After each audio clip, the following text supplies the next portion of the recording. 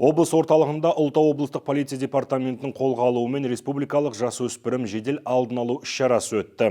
Қыркүйек айының 17 мен 19 аралығына жоспарланған шара аясында алғашқы құрылысшылар алаңында оқушылардың қатысуымен байқау ұйымдастырылды.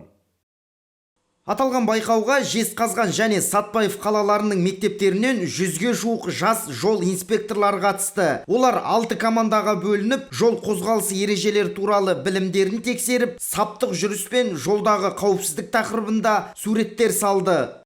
Өздеріңізге белгілі, қазір Ұлытау облысы аумағында жол көлік оқиғалары өте жиілеп кетті. Бүгінгі таңға, яғни осы жылдың 8 айдың қорытындысы бойынша жол көлік оқиғасы, оның ішінде адам өлімімен болып жатқан жол көлік өте көп.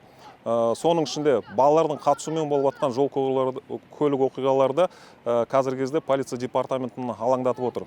Осыған байланысты қазір біз балалардың арасында, яғни құқықтық білімдіктерін арттыру мақсатында осы шараны ұйымдастырып жатырмыз. Әрбір мектеп қабырғаларында біздің полиция қызметкерлері, көбінесе ювеналды полиция қызметкерлері, патрульдік полиция қызметкерлері барлық мектептерге бекітілген, және сол мектептерге барып, осы оқушылар арасында жаңағы лекциялар, ойындар өткізіп отырады.